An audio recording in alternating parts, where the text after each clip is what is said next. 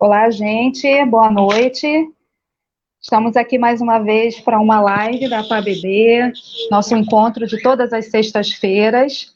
Sextou, eu até botei maquiagem hoje. Para quem me conhece, sabe que é uma dificuldade para mim, mas como é uma sexta-feira, é um dia especial, então a gente se prepara um pouquinho mais, né, para ficar mais apresentável. Nossas duas ilustres convidadas de hoje merecem, e vocês também. Para quem não me conhece, eu sou Cristiane, sou a supervisora administrativa do Núcleo Rio de Janeiro. O meu sinal é esse, para os nossos surdos, né, nossos usuários surdos. Eu estou, né, de camisa preta e cinza, com a logo da APABB, é uma camisa especial que a gente fez para o esporte. Meu cabelo é escuro, castanho escuro, com alguns fios brancos. Sou branca, de sardinhas. Estou muito feliz em estar aqui com vocês mais uma vez. Esse encontro de hoje, ele faz parte do grupo de apoio às famílias, né, uma atividade que a gente tem dentro do programa, de atendimento às famílias. O tema que a gente escolheu é uma complementação da live da semana passada, que a gente teve com o Rafael, nosso técnico de esporte. E hoje a Daniele e a Letícia vão falar sobre alimentação, né? Na semana passada nós fizemos atividade esportiva, uma movimentação, né, para sair um pouco dessa inércia, dessa ociosidade, e agora a gente vai falar um pouquinho da alimentação, da qualidade da alimentação.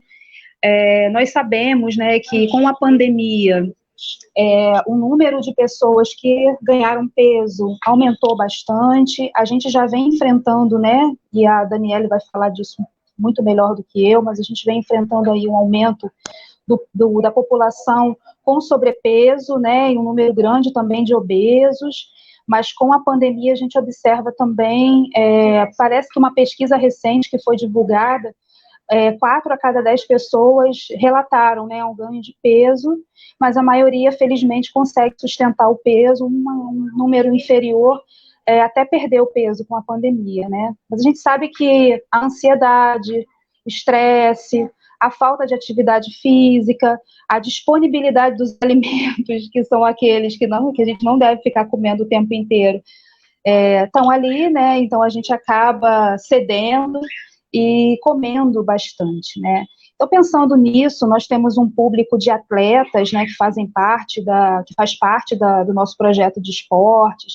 Tem muitas pessoas que ganharam peso ou que precisam cuidar do peso também por conta da saúde, que impacta diretamente, né, na questão clínica, na saúde.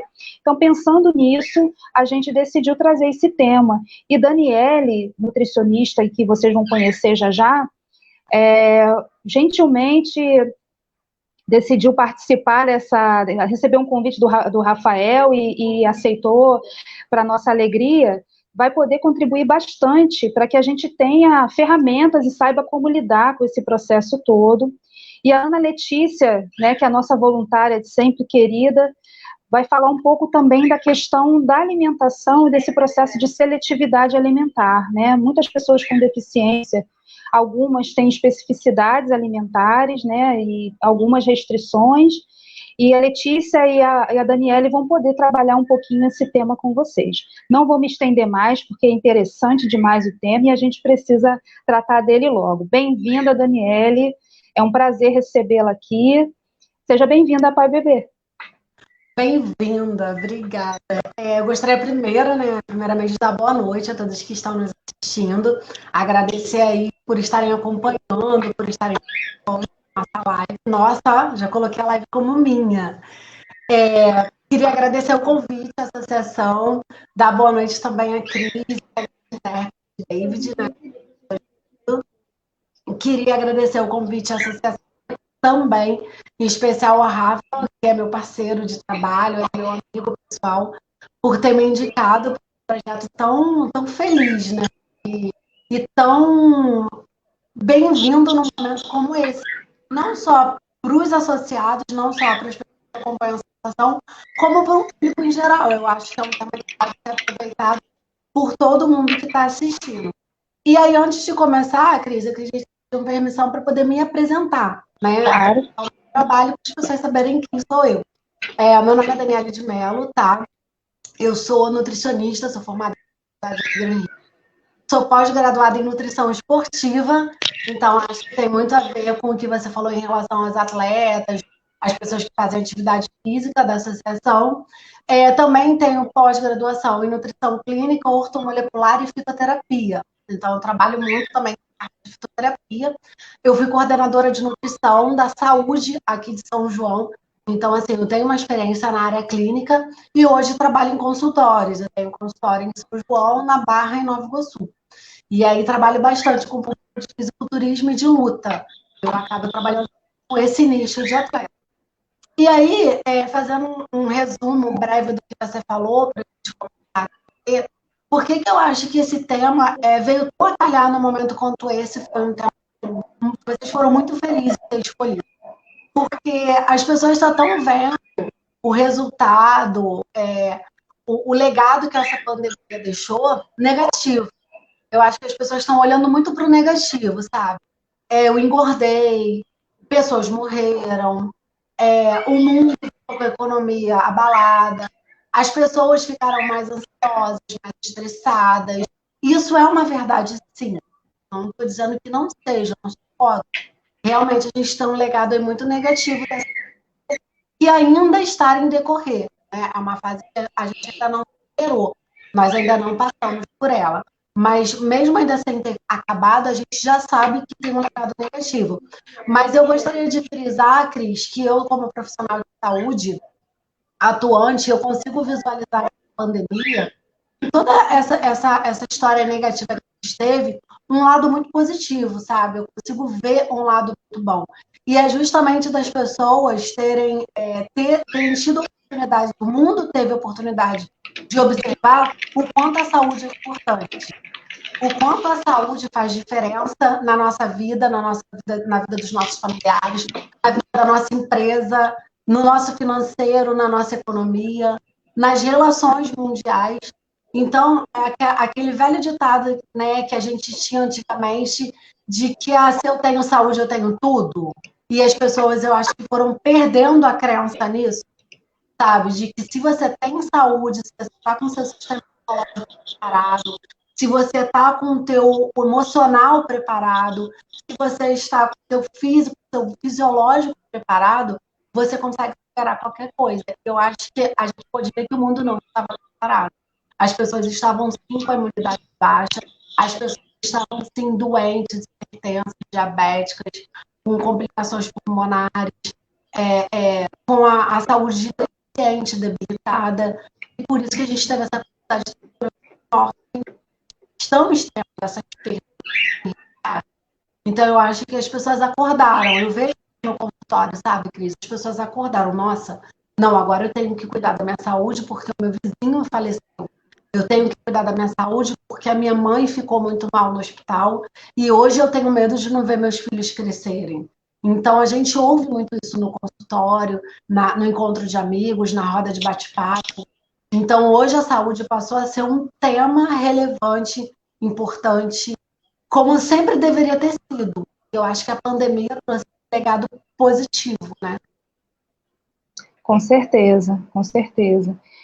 A gente está aguardando a chegada da Letícia, mas enquanto ela não chega, queria que você falasse um pouco, né, quando a gente está tratando, né, de hábitos alimentares, e o hábito, né, é uma coisa que é construída, né, a gente não estabelece um hábito de uma hora para outra, né, é um processo ao longo de uma vida, né, eu estava lendo outro dia, estudos falando justamente sobre a questão da alimentação e da obesidade nas crianças, por exemplo, né, e o número crescente de crianças com sobrepeso é muito grande.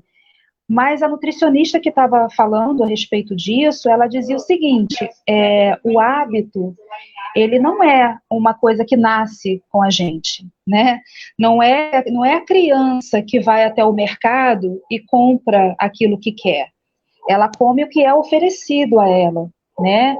Então, assim, muitas vezes a família também não tem o hábito, um hábito de alimentação saudável, né? Algumas vezes a própria correria do dia a dia não nos permite construir um hábito saudável e a gente acaba cedendo a alimentos que não contribuem nutricionalmente para a nossa saúde e acabam afetando negativamente. E aí a gente vê, né, um número grande de diabéticos, hipertensos, pessoas com problemas cardiovasculares. Você podia falar um pouquinho, Dani, a respeito disso? E a gente está falando isso antes da pandemia, né? Isso já acontecia antes da pandemia. Agora a gente já está vivendo uma outra realidade, né? Exatamente, porque a gente teve um período muito grande, Cris, em que as crianças ficaram muito tempo, muito mais tempo dentro de casa, né, junto com os pais. Então, aqueles pais que passavam o dia todo no trabalho passaram a ficar ali mais presentes na residência. E aí, Cris, o que eu costumo dizer para meus pacientes é o seguinte: a criança ela não nasce com hábito alimentar, ela modela o comportamento dos pais. E aí, qual é a pergunta que eu deixo aqui para quem está assistindo a gente? Qual é a herança alimentar que você está deixando para os seus filhos? Será que é uma herança alimentar boa ou não? Será que é uma herança alimentar que você gostaria mesmo de deixar para os seus filhos, pensando bem racionalmente, ou você está deixando no decorrer, no correr do dia a dia? Entende? Então, se hoje você sofre com diabetes, você sofre com hipertensão, será que não é essa herança alimentar que você também está deixando para os seus filhos? Por quê? A gente vê muitos pais que falam assim: meu filho não come legume, meu filho não come fruta, ele não gosta. E aí a primeira pergunta que eu faço é a seguinte: você come? Você gosta? Você faz todo dia legume, fruta e verdura dentro de casa? Não, então como que seu filho vai comer? Você entende? Como que seu filho vai ter um hábito de alguma coisa que ele não vê, que ele não tem como espelho? A criança, ele copia o pai e a mãe, no que é bom e no que é ruim. Se for ruim, ele vai copiar também. E aí, quando você fala de mudança de hábito alimentar, Cris, as pessoas precisam entender que o nosso corpo ele é muito inteligente. A gente é que faz tudo errado, né? O nosso corpo ele é realmente uma máquina. Então, ele se adapta a tudo que a gente faz, de bom ou de ruim. O corpo ele vai sempre buscar se adaptar, ele vai sempre buscar o equilíbrio, que é o que a gente chama de homeostase, né? Então, se você está há 10 anos, 20 anos, 30 anos se alimentando errado, sendo sedentário, ingerindo bebida alcoólica, fazendo uso de cigarro, enfim, tendo toda uma vida desregrada, e de repente você acorda e quer mudar de hábito, o que é bem legal, você não pode querer que o seu corpo responda em uma semana, sabe? É aquela ideia de que, mudei meu hábito alimentar, vou ser saudável, vou ser fitness. Então, em um mês, eu quero perder 8 quilos. Em um mês, eu quero ter vontade de comer coisas saudáveis. Não é. O corpo ele vai se adaptar aos poucos. Se você está há muitos anos fazendo tudo errado, você precisa entender que o seu corpo ele vai demorar um tempo para poder se adaptar. E aí, uma outra coisa também, Cris, que eu acho que é as pessoas entenderem que cada organismo reage de uma forma e num tempo. Nem sempre o planejamento alimentar ou a dieta que serviu para mim e que eu perdi de repente 8 quilos no mês, isso vai acontecer com você. E não quer dizer que você tem que ficar frustrado porque o seu tratamento não está dando certo. Entende? Quer dizer que você está mudando o seu hábito alimentar por uma vida e não por um período de tempo. E não por um mês ou por 2 meses. Né? Você tem que entender que isso é uma mudança de vida. Quero dar as boas-vindas aqui à Ana Letícia, querida, boa noite, tudo bem? Tudo bem, só levou 2 horas para conseguir entrar, tá, gente? Tranquilo, a gente tem tempo, Ana, a gente tem tempo. Vou aproveitar que você entrou para dar boa noite aqui para a equipe, Itamar está online, a dona Ana Maria com a Alessandra, boa noite, dona Lília, o Bruno, dona Marlene, beijo, dona Anice. Estou lendo aqui vou ler os comentários, ok? Vou tentar ler David. Todos aqui. Oi, Daniele. Boa noite, seja bem-vinda. Tem aqui uma pergunta, né? O Pedro. Oi, Pedro, tudo bem? Boa noite, Pedro. O Pedro Petruccio está perguntando assim, está dizendo que frutas são importantes, né? Mas a quantidade de fruta que a gente pode comer para ter saúde na vida? Diga aí. Então, existe um guia, Cris, chamado Guia Alimentar, né? É um guia brasileiro, é um documento nacional do Ministério da Saúde que dá alguns parâmetros para a alimentação de uma forma coletiva. Claro que a alimentação ela tem que sempre ser planejada de forma individual, de forma personalizada. Mas, no geral, o guia alimentar ele te dá uma orientação. E aí, em relação às frutas, o que o guia alimentar fala? É Guia Alimentar da População Brasileira. Na internet, qualquer um pode ter acesso, tá? 3 a 4 porções de fruta por dia. Esse é o indicado por uma coletividade para alimentação saudável. A grande maioria não chega nessa quantidade. A gente então está comendo abaixo da quantidade, é isso? Fruta. Exatamente. A grande maioria das pessoas fala assim, Dani, eu gosto de fruta, mas eu não tenho o hábito de comprar, ou eu tenho preguiça de descascar, eu tenho preguiça de comer. É exatamente isso. As pessoas estão tendo preguiça de comer fruta, Cris, sabe? Então, assim, a correria do dia a dia está chegando nesse ponto, e a gente precisa cortar para isso. E a questão de frutas é muito importante. Mas deixa eu falar uma coisa aqui, gente. Tem fruta que já vem pronta para comer, né? A banana, a maçã, a pera, né? Gente, por favor, né? A tangerina é a coisa mais fácil de você descascar, né? Fica aquele perfuminho na mão que não dá para esconder que você comeu, né? Uma verdade? dica, Cris, uma dica que eu dou para os meus pacientes, que eu acho assim, fundamental, é em relação à organização. Quando você se organiza e você planeja a sua alimentação, você consegue fazer ela com mais perfeição, né? Com mais regularidade.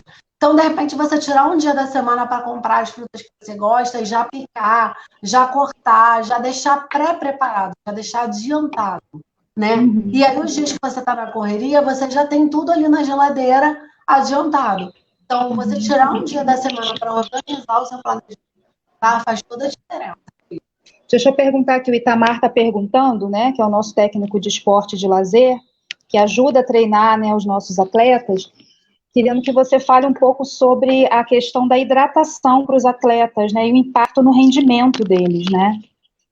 Exatamente. Então, Cris, o que acontece? Primeiro eu vou falar para a população em um todo, rapidamente, depois eu vou falar para o atleta específico, tá? As pessoas, a gente tem o hábito, tem o hábito de beber água quando tem sede, certo? Errado, porque quando você tem sede, o seu corpo já está desidratando. Já é um sinal de que você está desidratando. Então, você precisa beber água, ingerir água antes de começar a ter sede. Uma outra dica de ouro aqui para as pessoas que estão acompanhando a gente, uma conta muito fácil de fazer para você ter uma noção, mais ou menos uma média de quanto você tem que ingerir de água por dia, é você multiplicar 35 ml pelo seu peso. Então, você pegar o seu peso, multiplicar por 35 ml. Você vai ter uma média de quanto você tem que ingerir de água por dia. No caso do atleta, tá? Vamos lá. O que acontece? O atleta, principalmente o atleta de luta, que é a área que o Tamara atua, ele sempre está lutando com peso, ele sempre tem a questão de bater peso para a luta, né? Existem modalidades de luta que o atleta pesa e luta na hora, e outras que ele pesa e só vai lutar no dia seguinte. Então, o que o atleta faz? Ele faz essa conta de 35 ml por dia e ele adiciona 500 a 700 ml de água por hora de treino. Então, ele vai ver quantas horas ele vai treinar e vai adicionar. O que acontece? A água, em relação ao atleta, ela muda o rendimento e ela muda a performance. Quando o atleta está no estado de desidratação, você percebe nitidamente que o rendimento do atleta cai muito. Tá? Porque várias funções biológicas que o organismo faz, que o organismo processa, tem a necessidade da água. Tá? Então, quando você pensa em ingestão de água para o atleta, a gente liga diretamente a rendimento e performance, tanto no treino quanto nas competições. Certo. Vou te fazer mais uma pergunta aqui. O Carlos Danilo está querendo saber se na nossa realidade brasileira a suplementação com polivitamínico é necessária. Então, Cris, é muito difícil na nutrição, na área de saúde em geral, a Ana Letícia também vai poder falar sobre isso, a gente generalizar. né? A área de saúde, a gente sempre trabalha com específico, com personalizado. Mas, na grande maioria das vezes, é necessária a suplementação polivitamínica, por quê? Justamente pelaquela questão que eu falei das frutas. A grande maioria da população tem uma alimentação muito deficiente em vitaminas e minerais, né? Então, quando você faz os exames laboratoriais ali, você consegue detectar claramente deficiências nutricionais. Ou porque está fazendo dieta muito rigorosa, ou porque está usando alguma medicação que possa depletar aquele nutriente, aquele mineral, por exemplo, a medicação para hipertensão, né? Ela vai ali depletar um pouco do potássio, de alguns minerais. Então, a grande maioria da população precisa sim. Só que é muito importante a gente falar que não é indicado a pessoa se autoprescrever, tá? Vou lá na farmácia, vou comprar qualquer polivitamínico que eu achar mais barato, ou que eu acho que é uma marca melhor e vou comprar. Isso não é indicado, tá? Porque você precisa saber exatamente quais os minerais e quais as vitaminas que seu corpo está precisando. Ótimo. Letícia, você quer se apresentar? E aí a gente... Você está me ouvindo? Estou ouvindo muito bem. Eu acho que travou. É porque travou meu vídeo. Congelou Mas dá para ouvir, né? Congelou, tá vendo? Ouvir. Mas se dá para ouvir, não tem problema, não. A gente consegue te ouvir bem. Provavelmente então, você deve ter... Eu fiz alguma coisa, né? Você deve ter mexido na tela para olhar para a janela. Sair e voltar. Sai e volta. Sai e entra de Livre. novo. Funciona. Você vai... só entrar de novo, Letícia. Vou aproveitar, então, que a gente está nessa saída da Letícia e aguardar o retorno. A Márcia está perguntando aqui, além de estar acima do peso, eu sou diabética e não sei o que posso comer. É comum, né? O diabético, eu tenho algumas pessoas, conheço algumas pessoas diabéticas que meio que ou deixaram de lado completamente o controle alimentar, ou então se preocupam excessivamente com o controle alimentar, né? Queria que você falasse um pouquinho sobre isso. Então, Cris, tanto para o diabético quanto para quem está obeso, qual o conselho que eu dou? Equilíbrio. Tá? As pessoas precisam entender que a alimentação não é radicalismo. Como você falou, as pessoas ficam no 880. Ou eu paro de comer tudo, passo fome, abro tudo que eu gosto, de tudo que me dá prazer e fico infeliz fazendo dieta, ou eu largo de mão porque eu não aguento mais, chuto o balde, né? Chuto o pau da barraca e como tudo que eu vejo porque eu tenho que ser feliz, porque um dia eu vou morrer, então eu tenho que comer. Então, assim, eu acho que a gente tem que encontrar primeiro um equilíbrio, né? O equilíbrio ali da balança. Você ser feliz, você se permitir, comer alguma coisa que você gosta de vez em quando, porém, você ter uma alimentação saudável. Em relação ao diabético, qual é o grande erro que o diabético comete quando ele tem aquele primeiro impacto ali do diagnóstico, né? O médico fala, olha, você é diabético. A primeira coisa que o diabético faz é cortar totalmente o carboidrato, né, da vida dele. Então, o carboidrato vira glicose no sangue, também a glicose está alta, eu não vou comer carboidrato para não ter a glicose alta. E isso é um grande erro, tá, querido? Por quê? Acaba que o diabético ele começa a ficar fraco, ele começa a ter tontura, ele começa a ter quadros de hipoglicemia, a glicemia dele começa a ficar muito, e aí ele não consegue ter controle. Qual é o grande conselho para o ouvinte que perguntou, esqueci o nome, perdão? A Márcia. Para a Márcia. Não é, o carboidrato ele não é um vilão. O problema não é o carboidrato que o diabetes come, é a qualidade desse carboidrato e a quantidade. Então, o primeiro conselho que eu dou para ela é escolher melhor o carboidrato que ela come, tá? Fontes de carboidrato, como batata doce, enfim, alimentos integrais, pão integral que tem uma quantidade maior de fibra, isso vai ajudar muito no controle da glicemia. Farinhas, tipo farinha de maracujá, farinha de linhaça, farinha de aveia, que é barata, a gente faz certo. Então, assim, controlar a quantidade e a qualidade do carboidrato que come. Diabético não pode comer fruta. Pode sim, tá? Você pode comer 2 a 3 porções de fruta durante o dia tranquilamente, contanto que você faça controle da sua alimentação. O que não pode são os excessos. Uhum. O Pedro, ele chegou a perguntar aqui a respeito da questão da água, né? Você já disse que em relação à alimentação, a tudo na vida a questão do equilíbrio, né? Ele está dizendo que ele não consegue beber água. Eu já li também a respeito das pessoas que têm dificuldade em consumir a água pura, colocar frutas cortadas, saborizar, né, algumas ervas, né, para dar aquela saborizada de leve, para quebrar um pouco. Muitos idosos têm dificuldade de beber água, né, e aí as pessoas também são orientadas, os cuidadores, as pessoas da família são orientadas a utilizar essa estratégia. Seria uma coisa interessante realmente para se fazer? Sim, é uma estratégia maravilhosa, porque as pessoas que têm essa dificuldade de ingestão de água, elas alegam o seguinte, que a água não tem gosto. Então, quando você bebe um refrigerante, quando você bebe um suco, quando você bebe uma outra, você paladar, tem gosto, a água não. E aí, quando você saboriza, você deixa a água ali para o outro, com alguma fruta, uma canela, um gengibre, ou algum hortelã, alguma folha, você saboriza a água e as pessoas conseguem aumentar a ingestão. O único conselho para as pessoas terem cuidado em relação ao gengibre, porque como muitas pessoas costumam fazer água saborizada, querem emagrecer, buscam emagrecimento, a grande maioria usa gengibre, porque o gengibre tem uma ação termogênica, que acelera ali o metabolismo, então aumenta um pouco a queima de gordura.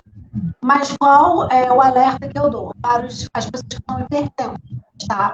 E cardiopatas? Então, assim, quem tem a pressão alta, quem tem algum problema de coração, tem que ter cuidado em relação ao gengibre, tá? Eu, na verdade, não aconselho o uso. Ele vai dar ali uma acelerada nos batimentos, vai dar uma acelerada na pressão, então, acho que em relação a... Você tocou num assunto interessante, né, que é a questão do emagrecimento, né?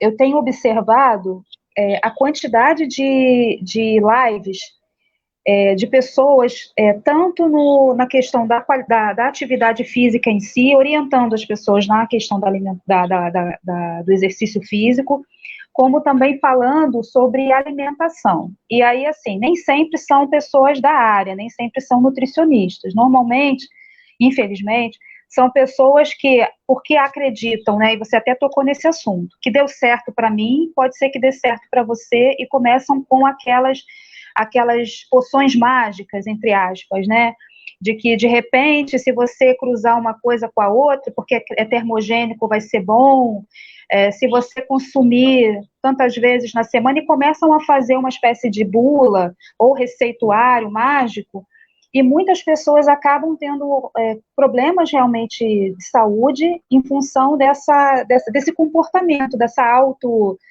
essa coisa que todo mundo acha que sabe sobre tudo, né? E aí acaba indicando para os outros sem nenhum tipo de condição de fazer isso, né? Você podia falar um pouquinho sobre os termogênicos de um modo geral, para que as pessoas também não caiam na cilada de achar que todo termogênico vai fazer você emagrecer e não tem nenhum outro tipo de efeito colateral? Então, vamos lá. Vou dividir em duas partes da resposta. A primeira questão que você fala de pessoas que não são profissionais da área, né, estarem dando orientações, estarem dando dicas, enfim, autoprescrições para a população em geral. Cris, isso é muito sério, tá? Eu já peguei pessoas, pacientes, com problemas graves de desnutrição, de carência nutricional, de compulsão alimentar, por conta desse tipo de conduta. Então, assim, procure um profissional da área, pegue referências sobre esse profissional, investigue a conduta, a vida, o registro desse profissional. Esse é o primeiro conselho que eu dou. Segundo, nem tudo que serve para mim vai servir para você. Isso é fato. Cada um tem um histórico de vida, cada um tem um histórico de patologia, um histórico genético, cada um tem um hábito totalmente diferente do outro. E cada um tem um metabolismo diferente. E aí é onde eu entro nessa questão do termogênico. O que acontece?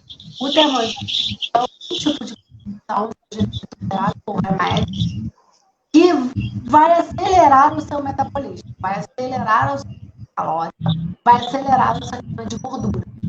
Porém, o que as pessoas pensam é que o termogênico ele não faz milagre. Ele pode potencializar o seu resultado. Se você tomar termogênico, você não vai ter uma alimentação correta, você não fazer atividade física, você não ingerir água, você não vai ter. Eu já peguei no consultório, o paciente tomava 2, 3 tipos de termogênico, e a idade metabólica, por exemplo, o paciente com 30 anos, a idade metabólica dele era 76. Então, o metabolismo dele estava extremamente lento e ele tomando 3 termogênicos. Você entende? Você tomar termogênico não te garante que você vai perder peso. O que ele pode, de repente, ativar para você conseguir treinar melhor, te dar uma melhora de performance.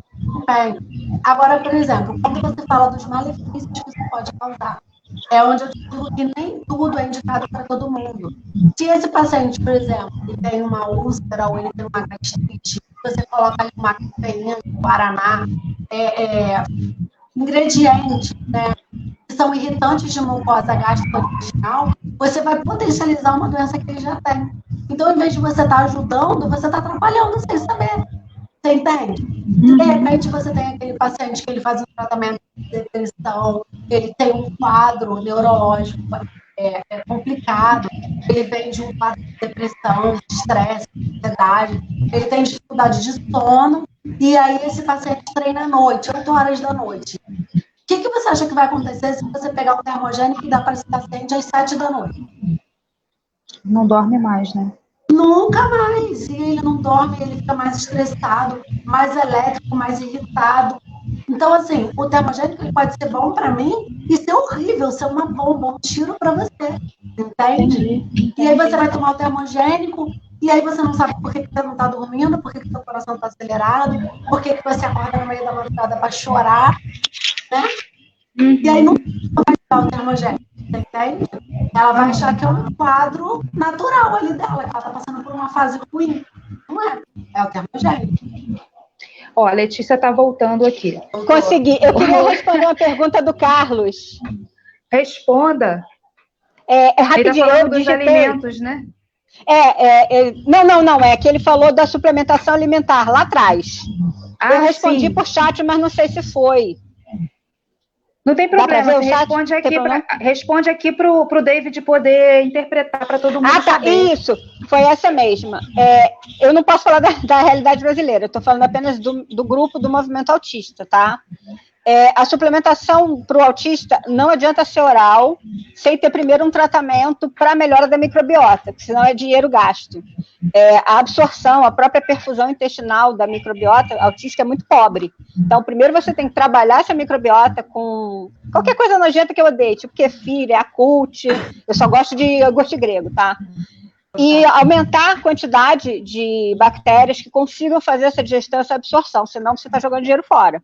Você pode tomar vitamina D, que é caríssima, pode tomar a própria vitamina B, um complexo vitamínico, vai tudo ser eliminado. A microbiota do autista não consegue levar isso aí para dentro do sistema circulatório, entendeu? Então, algumas suplementações, antes de você trabalhar, você tem que fazer via injetável, como a vitamina B.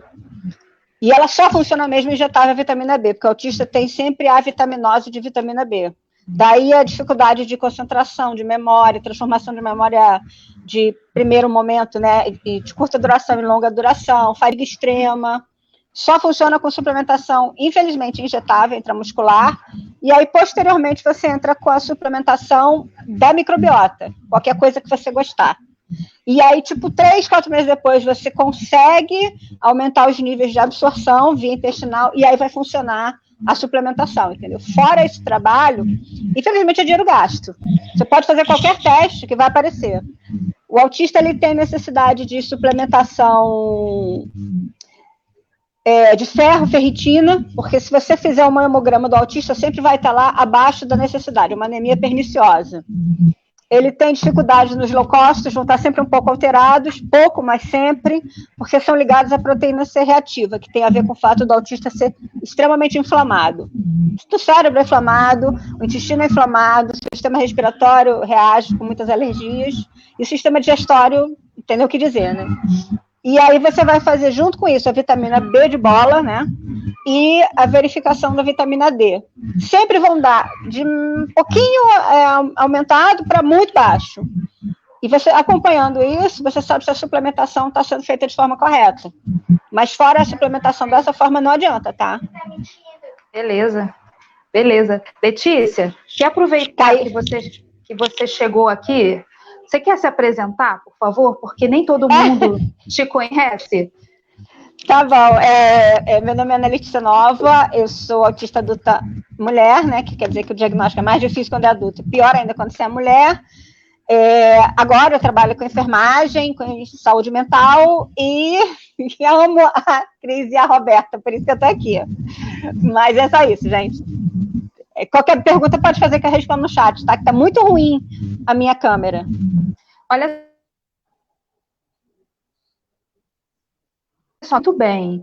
E eu posso fazer... Ela saiu de novo, oh meu Deus.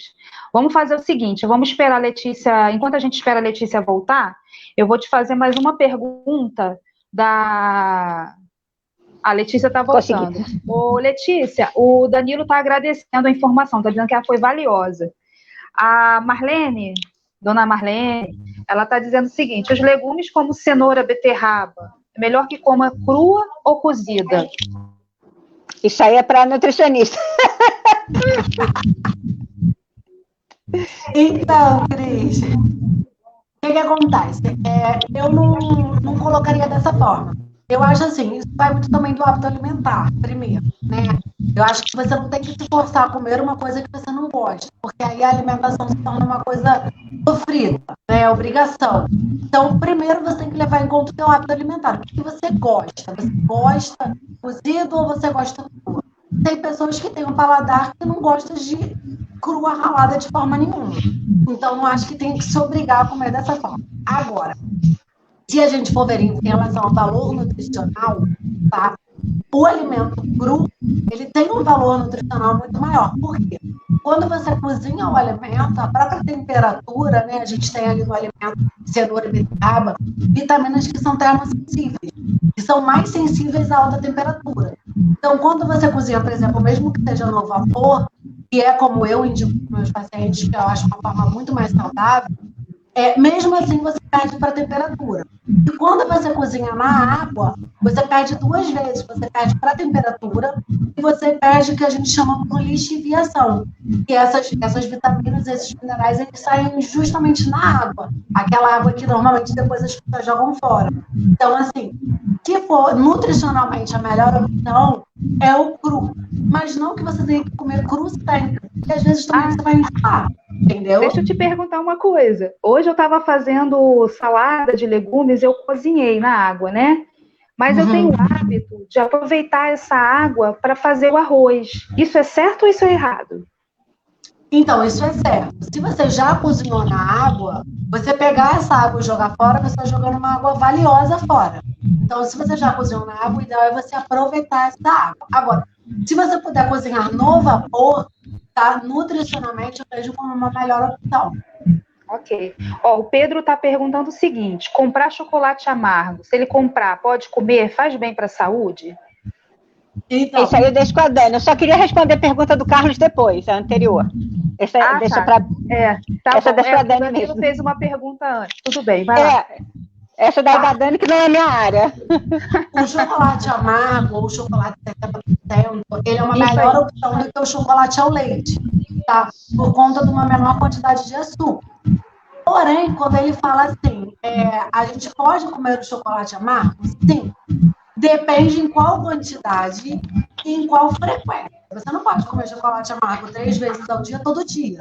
Mas você pode, de vez em quando, se permitir.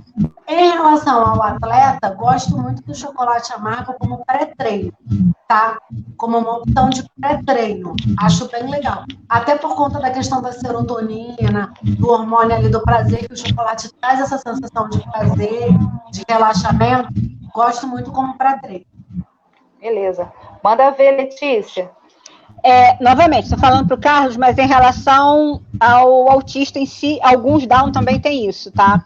O autista tem um sistema digestório que ele não consegue, além de absorver determinados alimentos, ele não consegue fazer uma digestão plena. Então, ou ele produz muito ácido gástrico, né? E vai dar aquele refluxo com o tempo, pode gerar câncer, alguma coisa assim. Ou, por outro lado, se ele ficar com aquele alimento sem ser digerido, ele vai para o intestino completamente íntegro.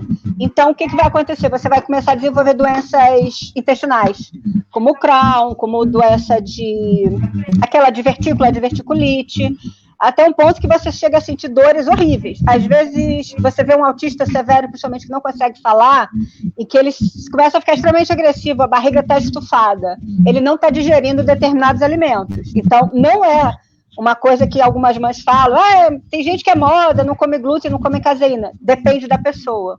Alguns vão comer glúten e vão passar super bem, outros vão comer e vão passar mal a beça. Só aquilo ali vai fazer um gás enorme no abdômen, ela vai sofrer muito e não tem como expelir. A caseína é a mesma coisa, a lactose é a mesma coisa. Então, cada autista tem que fazer o seu teste. Do glúten, eu acho engraçado porque eu passei 5 anos, assim, dores horríveis, abdominais, de tomar, a Dani vai entender, tomar uma cartela de Tilex, que é coisa pra caramba. Até que eu fui numa gastro, que ela olhou pra mim e deu diagnóstico na hora. Tá, você é autista, você come alimento integral. Como? Eu não posso. O meu intestino não consegue fazer, né, a absorção nem a digestão do glúten integral. Só posso comer branco. Então, assim, cada autista tem que fazer o teste, é recomendado. O severo, principalmente as mães, tem que dar uma olhada na alimentação, porque podem gerar dor, e a dor vai gerar agressividade, entendeu? E não é por mal. Simplesmente o autista está numa dor, sabe, infernal, e não passa. Não passa mesmo. Vou fazer propaganda, tá? Mas tudo bem. Eu não consulto, porque é muito caro, mas o Dr. Derbal Sabrá, todo mundo sabe que eu falo dele. Ele tem um trabalho lindo, só com autistas, tá? Em relação ao sistema digestório e como fazer uma dieta, né? Tirar todos os alimentos que podem suceder uma resposta intestinal errada e depois reintroduzir aos poucos. Alguns autistas severos, que eram considerados super agressivos, até crianças, né? Com o tratamento dele, melhoraram profundamente. Então, interessante o que você falou, Letícia. Eu queria só aproveitar a deixa do Carlos Danilo. Chegou uma pergunta agora da Valéria. Eu vou fazer a pergunta da Valéria para não perder a deixa aqui e vou voltar para o Carlos Danilo, certo? A Valéria tá... Oi, Valéria. Valéria é da nossa equipe, tá? Ela está perguntando, Dani, a bebida Gatorade, ela só tem eficácia após os treinos ou ela pode ser ingerida, por exemplo, no dia a dia, até substituindo a água? Então, Valéria, substituindo a água, eu não vejo como uma boa opção, tá? Eu não vejo nenhuma bebida que possa substituir a água. De repente, alguns chás, algumas bebidas são interessantes para você associar com a ingestão de água, mas substituir a água nenhuma, tá? Em relação ao Gatorade, não é que ele só tem eficácia após o treino. Eu diria que ele normalmente só tem necessidade após o treino. Por quê? O Gatorade ele é um repor hidroeletrolítico.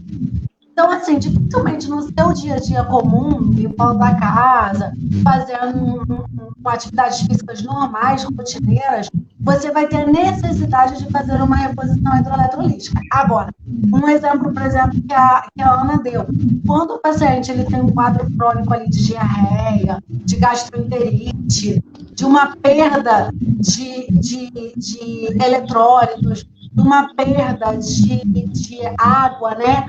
Por conta de alguma alteração gastrointestinal, a gente usa, sim, o Gatorade como repositor. Ou, de repente, um atleta que fez uma maratona, você vê ali durante alguns períodos do treino ou da competição, ele usando o Gatorade como repositor. Então, é por conta da necessidade naquele momento. Então, o uso do Gatorade, eu acho que tem que ser avaliado a necessidade. Na diarreia, eu sempre recomendo ser mais barato o Gatorade do que comprar Pedialyte, né? O Pedialyte é caro pra caramba. O Gatorade você compra, né, 4 garrafinhas, dá 2 litros, super barato. Um Pedialyte tá 20 montanha. Aí pra você dar pra uma criança, às vezes um adulto, pra você fazer aquela reposição, eu acho super caro, tá? Eu sei disso. Então, eu queria que vocês falassem um pouco, eu acho que a pergunta se destina às duas, né? A gente fala muito da questão, meio que virou moda, porque pessoas acham que retirando o glúten da alimentação, retirando o leite da alimentação, indiscriminadamente, vai solucionar o problema da vida. Mas a gente sabe também que algumas pessoas, sobretudo algumas pessoas com deficiência, elas não podem de jeito nenhum consumir certos elementos, certos nutrientes, certas substâncias, porque são tóxicas, né, são nocivas ao organismo. Então, queria que vocês fizessem esse bate-bola aí um pouco do conhecimento da Ana Letícia, do seu, Daniele, para que a gente pudesse orientar um pouco. Tem muitas famílias de pessoas autistas acompanhando a gente, algumas pessoas com síndrome de Down.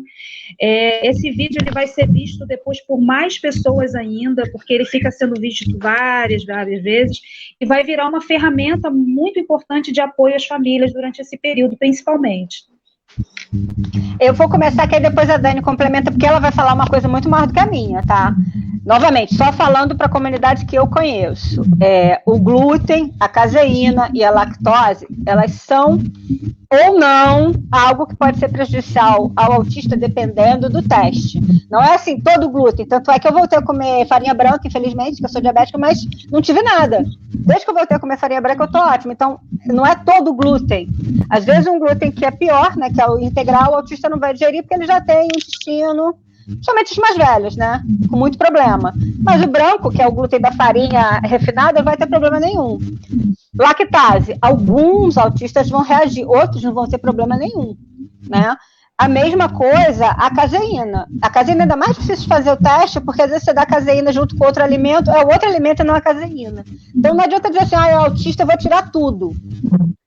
O correto seria realmente você, primeiro, eliminar os alimentos que você acha que estão causando aquele efeito que faz o autista ficar nervoso, não aumenta de peso, não gosta de comer, ele tem aquela seletividade alimentar que é causada pela parte tátil e também pela parte do próprio aviso do sistema digestório. Não rola, né? Vai dar problema, que vai dar diarreia, então vai dar uma constipação, que tudo dói. Então, não é que seja obrigatório você tirar nenhum dos três. Vai de acordo com aquele autista. Tem que ser um autista, você pensa assim, é uma condição neurológica, mas é um ser humano, tem um corpo. E esse corpo também tem tudo a ver com a história familiar. Né? A mãe, tio, pai, avô foram diabéticos, foram cardíacos, então eu vou tirar até outras coisas da alimentação, é isso que a Dani vai falar. Não necessariamente só aquilo que você acha que dá problema autista. Aquele corpo físico, né, tem que ser tratado de acordo com tudo que você faz tratamento para neurotípico. A pessoa pode ou não comer doce, depende, né? Ela vai comer algum tipo de alimento, carne ela não digere, porque a minha família tinha problema. Então, sempre pensar assim, um autista ele vai ter obrigatoriamente o problema da alergia alimentar, do glúten, da caseína e da lactose? Não necessariamente. Alguns autistas terão 1, 2, 3, e outros não terão absolutamente nada. Eu conheço autistas que adoram glúten, pão de qualquer forma, pizza, e não sentem nada, entendeu? Depende muito, tá? Então, nessa parte, assim, do autista, cuidado com aquelas acepções, é autista, eu vou tirar tudo, fica caro, nem todo pai pode pagar pelos substitutos, às vezes você está tirando o glúten, que é uma proteína legal para você, né? Às vezes até aumentar o peso do autista, que não aumenta, o leite para muitos é muito importante, e aí você tira, porque não, mas a caseína, mas né, primeiro vamos testar, e os testes são caros, você fazer IgA, IgG, IgE é muito caro, então às vezes você pode fazer uma coisa que seja simples, tira um, espera um mês, tira outro, espera um mês, e vê se você vai ter uma consequência no aparelho digestório ou como é que eu vou te dizer, na personalidade do autista, se ele vai ficar mais quieto, se ele vai ficar mais tranquilo, se ele não vai sentir dor, se ele não vai reportar dor gritando, alguma coisa assim. É só a minha parte, só o resto é da Dani, que aí é para as outras pessoas. Então, Cris, falando para uma população em geral, né?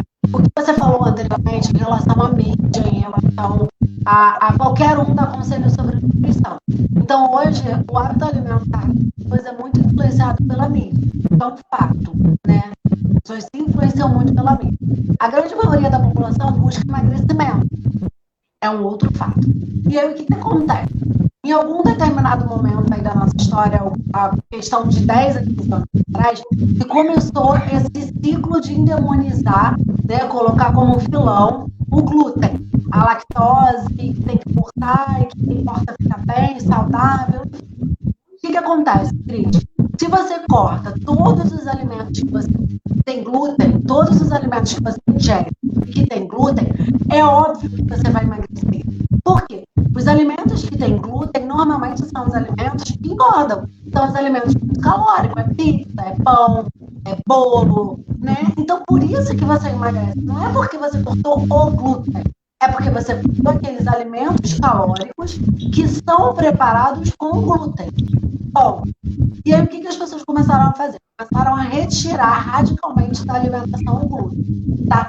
Sem saber se elas possuíam ou não a intolerância ou a sensibilidade ao glúten. Entende? Se elas possuíam ou não a patologia. E aí o que acontece? A pessoa que realmente tem a patologia, a pessoa que realmente tem a sensibilidade, tem a intolerância ao glúten, tem os sinais e sintomas disso, que é um processo inflamatório, que são crises alérgicas, que é se sentir muito inchado, muito retido, enfim. Essas pessoas têm uma deficiência na produção da enzima que vai metabolizar, que vai digerir o glúten, né? Tem uma deficiência na enzima que vai digerir a lactose. As pessoas produzem muito menos essa enzima ou às vezes nem produzem. E aí, dependendo da quantidade da produção dessa enzima, é que a gente avalia o grau de sensibilidade de intolerância que essa pessoa tem. Foi como a Ana falou, tem pessoas que têm uma intolerância muito grave, não podem consumir alimentos nem com traços. Tem pessoas que já conseguem comer um alimento ou outro, por exemplo. Tem pessoas que não podem ingerir o leite, mas conseguem ingerir os derivados, o queijo e o iogurte. Isso, como a Ana falou, é uma questão de teste. Você vai retirando os alimentos, vai colocando de novo e vai vendo como que o paciente vai reagir. Né? Tem também os exames de laboratoriais, os testes de laboratório. Agora, qual é o grande conselho, qual é a grande questão aqui? As pessoas que não possuem essa sensibilidade, não possuem essa intolerância e resolvem, por conta própria, retirar completamente esses alimentos do cardápio para poder emagrecer. E aí, como eu falei lá no início da nossa live, Cris, o nosso organismo ele é inteligente, ele sempre vai se adaptar a tudo que a gente faz, de errado ou de certo.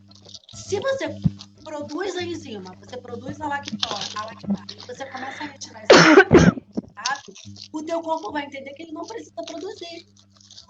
Vocês estão me ouvindo? Sim, estamos ouvindo. Ele vai entender que você não precisa produzir. Por quê? Você não está consumindo.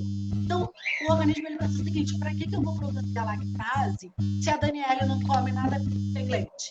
E ele vai diminuindo a produção. Ele não precisa produzir essa enzima à toa. Você não consome esse alimento. E aí, daqui a 1 ano, daqui a 2 anos, quando você comer algum produto com leite ou com derivado do leite e passar mal, você vai falar assim, viu? Era isso, eu sabia que eu tinha intolerância.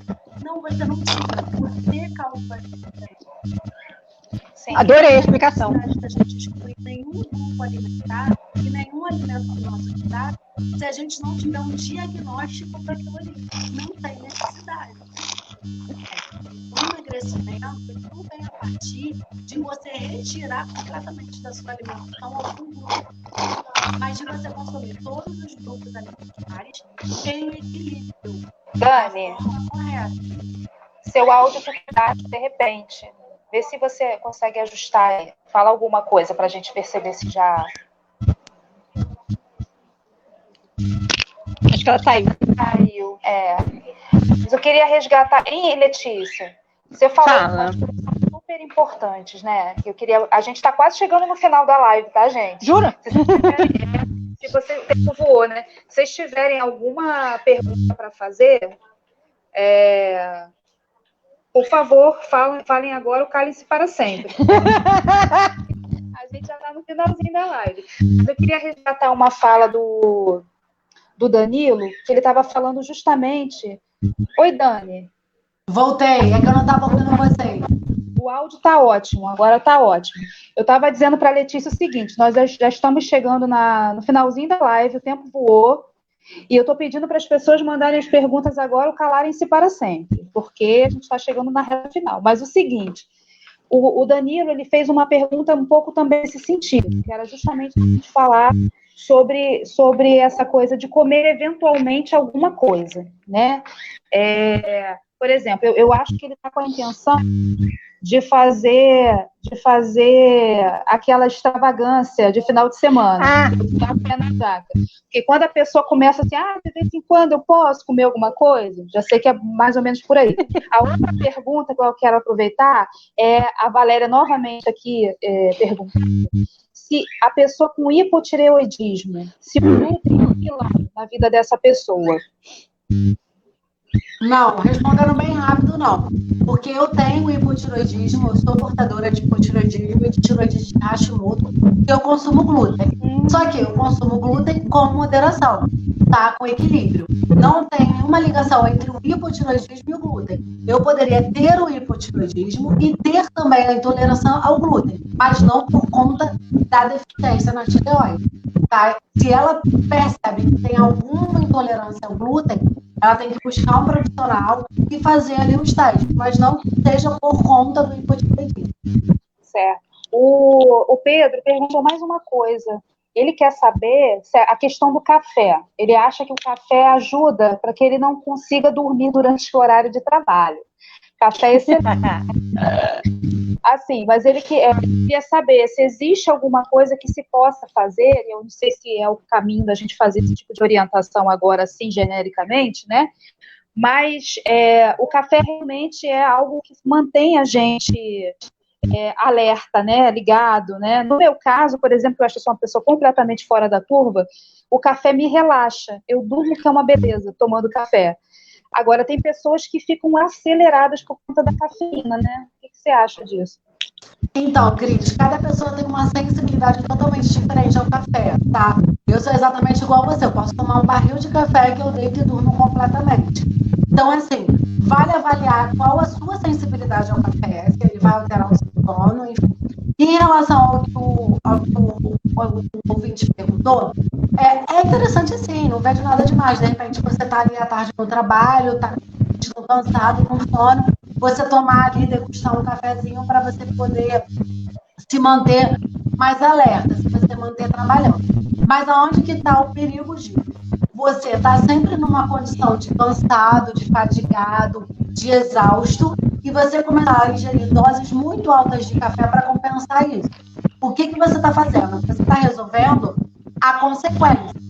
Você tem que começar a investigar por que você está muito cansado, muito fatigado e muito exausto. Entendeu? Porque tem um motivo.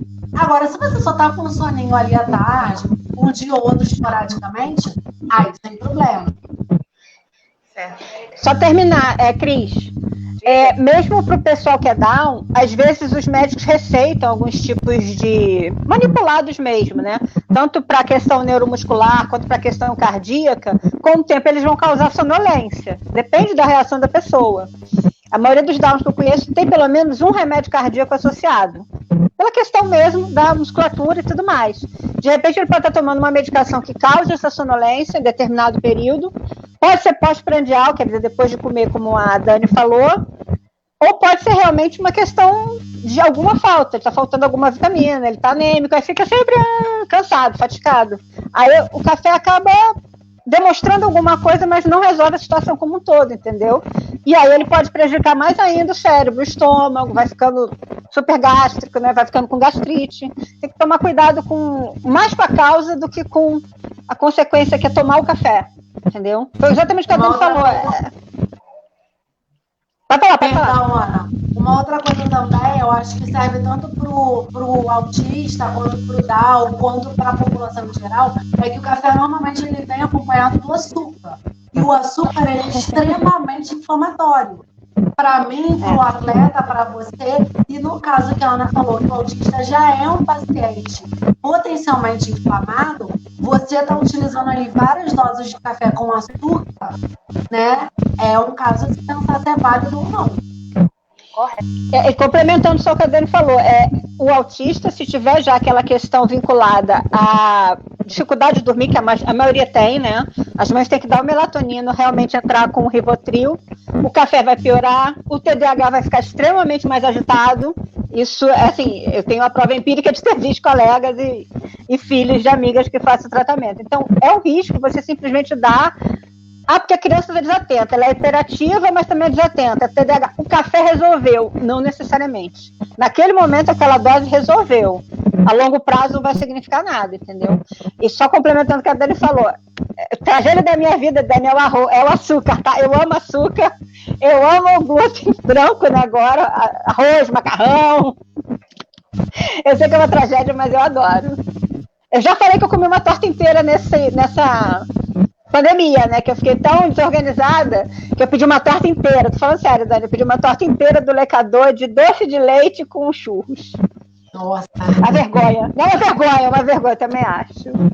Mas é bom a gente assumir, né? Quando a gente faz a besteira. Com certeza. Eu já fiz isso. Eu queria, se vocês permitirem, né, eu queria fazer uma consideração em relação à atividade, de um modo geral, de hoje, né, e os sinais que vocês passaram para que a gente tenha uma visão global do valor da nutrição na nossa vida, é que muitas vezes o nosso comportamento, ele sinaliza alguma questão nutricional, para bem ou para o mal, né? E como a gente tem que voltar os nossos olhos para a questão da saúde integral, né? Como, muitas vezes, a gente culpabiliza alguma coisa, não entendendo, de um modo geral, como a nossa máquina funciona, né? E como é importante a gente se perceber, se conhecer, e até para poder auxiliar os profissionais que cuidam da gente, né? Então, assim, já partindo para as considerações finais, né, queria avisar a todos, a Ana está dizendo aqui que a ansiedade promove essas ações, né, Ana Letícia? A ansiedade e outras coisas, dá vontade de comer todos os doces do mundo. Com certeza. Mas eu queria aproveitar para fazer um convite para vocês na semana que vem, a sexta-feira que vem, às 18 horas, a gente vai falar sobre voluntariado no controle social. Né? Nós temos as voluntárias, 2 voluntárias, entre elas a Ana Letícia, no conselho, tanto estadual quanto municipal, a Lúcia Zaqueu, que também é nossa conselheira, e elas vão falar um pouco de como é o trabalho voluntário na PABB dentro dessa área, né? Tão desafiadora, mas tão importante para promover direitos, para garantir direitos, né? Então, vocês estão todos convidados, todas convidadas a participar da próxima semana. A Roberta já vai ter voltado de férias, já vai estar a equipe está toda completa. Dani, olha só, sem palavras para agradecer a tua participação, as contribuições que você nos trouxe, as famílias estão se sentindo super contempladas, super felizes. Ana Letícia, você é uma querida, faz parte da equipe já. Assim, a gente agradece muito porque são conhecimentos muito valiosos. A gente atravessa os neurotípicos, né? Não tem ideia da travessia que né, para os neurodiversos vivenciarem, né, aquilo que para a gente parece um grande drama, a gente não faz ideia, né, da complexidade que é simplesmente a alimentação, que para a gente é uma coisa muito corriqueira, né. Então, muito obrigada pela generosa participação, maravilhosas, tá todo mundo agradecendo, mandando beijo, dizendo que adoraram a live, que as orientações foram importantíssimas. David, muito obrigada mais uma vez. David. Se vocês fizessem as suas considerações finais para a gente se divertir à noite em casa, óbvio, né? Não saindo, a pandemia não acabou, que todos saibam disso, né? Continuamos com a mesma demanda, ficando em casa, só saindo quando necessário. É importante que a gente se proteja aqueles que a gente ama, né? Até para que os profissionais de saúde continuem fazendo seu importante e fundamental trabalho sem correrem o risco de aglomeração na rua. Daniele, Ana Letícia, com vocês. Dani primeiro, ela começou, pode falar. Melhor. O que acontece? Quando eu recebi o convite, né, que o Rafa me falou como era o projeto de vocês, como era a associação, eu entendi o propósito de vocês, eu resolvi compartilhar aqui uma história minha pessoal, tá? Eu fui atender um deficiente visual, vai bem rapidinho, tá, Cris? Eu fui atender um deficiente visual há mais ou menos 1 ano e meio atrás, por indicação de um atleta. Esse deficiente visual, o nome dele é Júlio, tá? E ele é um atleta paralímpico da Seleção Brasileira de Judô. Então, para mim, foi uma responsabilidade muito grande, até porque eu nunca tinha atendido nenhum paciente com algum tipo de deficiência. Então, assim, eu confesso que eu fiquei bem ansiosa, me preparei muito, não sabia como que eu ia, né, proceder. E aí, logo no início da consulta, eu falei para ele assim, Júlio, até me emociona. Eu falei assim para ele, Júlio, quem vai fazer a sua dieta? Quem vai preparar? Vai ser sua esposa, sua mãe? Porque eu vou precisar conversar com ela, né? Com a pessoa que vai fazer a preparação para poder explicar a sua dieta, orientar e tudo mais. E aí eu esperava, Cris, 1000 respostas dele, né, diferentes, de quem iria estar ali ao lado dele, ajudando na preparação da alimentação. E aí ele virou para mim e falou assim, doutora, vai ser eu. Mas como assim? Você vai pro fogão, você vai preparar tapioca, um macarrão, um arroz? Porque assim, eu sou muito limitada em relação a isso, porque eu nunca tive convivência, sabe? E aí ele falou, doutora, sou eu. Você vai me mandar, eu vou colocar no aplicativo, o aplicativo vai falar o que eu tenho que fazer, eu vou pro fogão e vou fazer. E vou comer e vou cumprir. E foi assim que ele fez. Ele fez, ele cumpriu, ele preparou, ele me mandava as fotos da comida, ele postou, ele teve esse resultado. E aí eu entendi o seguinte, Cris, que quem quer consegue um meio, e quem não quer consegue uma desculpa. Então, essa coisa de que eu não me alimento bem porque eu não tenho tempo, eu não me alimento bem porque eu não gosto de fazer, eu não me alimento bem porque eu não tenho condições de fazer uma dieta cara, isso é sim uma desculpa. Entende? Porque eu tive convivência com pessoas com uma rotina muito desgastante, com deficientes físicos, deficientes visuais, pessoas de cadeira de roda, atletas, e que fazem, e que competem, que lutam, e que guerreiam, e que correm, independente da limitação. E aí a pandemia, ela ensinou o seguinte pra gente, que se você não encontra tempo para cuidar da sua saúde, uma hora o seu corpo para e te obriga a cuidar da sua doença. Gostei. E todo mundo parou, o mundo parou e cuidou da doença. A economia parou, o turismo parou e tudo parou. Então, assim, por que você não pode, de repente, parar 1 hora por dia na sua vida e cuidar da sua saúde? É um questionamento, é uma despedida, é uma reflexão que eu deixo para as pessoas que estão acompanhando a gente e quero agradecer pelo convite, tá bom? Um beijo. Agradeço, a gente que agradece. Letícia? Bom, vou falar rapidinho, tá? Dani, eu realmente sou safada, tá? Eu sei que eu sou diabética, hipertensa, mas eu como pra caramba. Não adianta, quando eu tô muito ansiosa, eu acabo comendo doce mesmo, tá? Por isso que eu falei que eu passei... A pandemia no início foi legal, tá tranquilo, fiz tudo.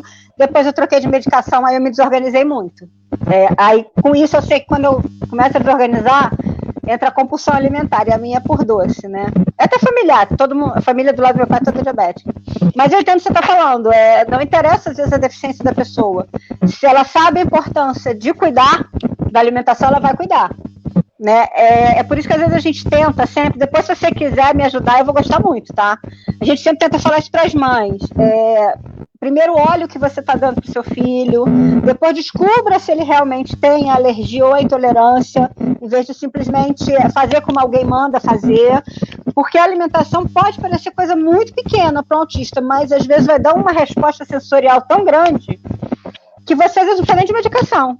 Muitos autistas são tratados de uma forma que não deveriam, porque a alimentação está errada. Às vezes a mãe não tem consciência, não tem dinheiro. Então, o plano alimentar para o autista, para o Down, para o TDAH, ele é o começo do tratamento. Achar que só a medicação vai tratar, às vezes não vai funcionar nada. Você vai ter que dobrar essa medicação conforme ele vai aumentando de peso, etc, etc, etc. Então, quando a Dani falou a questão de conseguir, é conseguir mesmo. O que falta, às vezes, é a conscientização da mãe. Chegar e explicar para as mãezinhas. Isso não vai dar legal, isso aqui não vai dar legal, vamos tirar para ver como é que ele vai ficar. O ideal realmente era se a gente pudesse juntar sempre isso, né? A orientação médica, a orientação nutricional. Eu acho que tem que ser mais valorizada no mundo da gente, entendeu? Da deficiência intelectual. Porque ele faz muita diferença mesmo.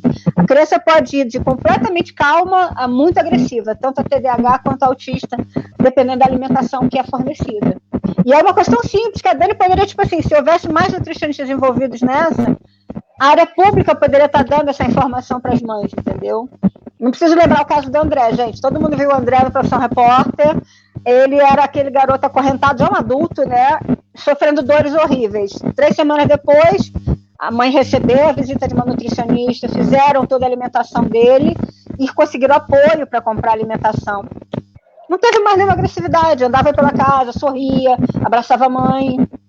Uma parte do estigma do autismo, do TDAH, do Down, é comportamento. E comportamento da gente, às vezes, é curado só com alimentação de boa qualidade.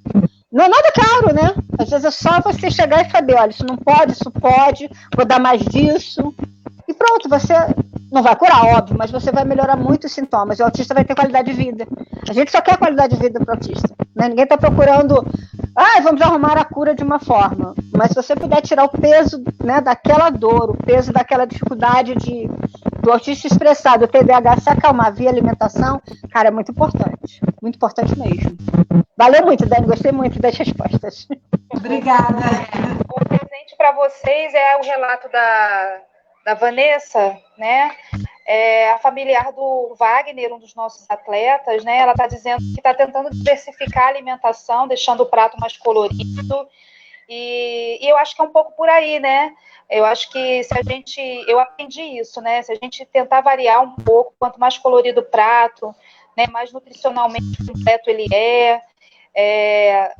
não exagerar nas quantidades, sempre tentar trabalhar com equilíbrio, né? E para tudo procurar o apoio e a orientação de um especialista, né? Não tentar fazer orelhada, nem acompanhar a dieta dos outros, porque isso é muito perigoso. Sempre o que serve para mim vai servir para você também, certo? Menina, olha, gratidão profunda. Uma honra ter vocês duas aqui, esse bate-papo gostoso. Eu ficaria aqui mais meia hora, 40 minutos. Ficaria horas, né? Ficaríamos horas aqui. Estou cheia de dúvidas na cabeça, mas a gente pode, se Deus quiser, e se der para vocês, né, marcar uma próxima oportunidade. A Roberta está lembrando aqui para a gente evitar os industrializados, né, os ultraprocessados, são um perigo para todo mundo, com ou sem deficiência, né? É uma questão realmente grave, né? A gente tem observado isso. No início da minha fala, eu tentei trazer um pouco isso, né? A preocupação que a gente tem de comer o que é mais rápido, o que é mais fácil, e esquecer, né, que esses alimentos são comida, né? São qualquer outra coisa, menos comida, né? Menos comida mesmo.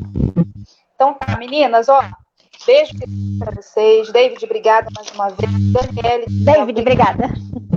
Tchau. Boa noite. Prazer, Daniele, prazer. Bom te conhecer. Depois a gente troca a figurinha, tá? Beijo, beijo. Um abraço. Tchau. Tchau.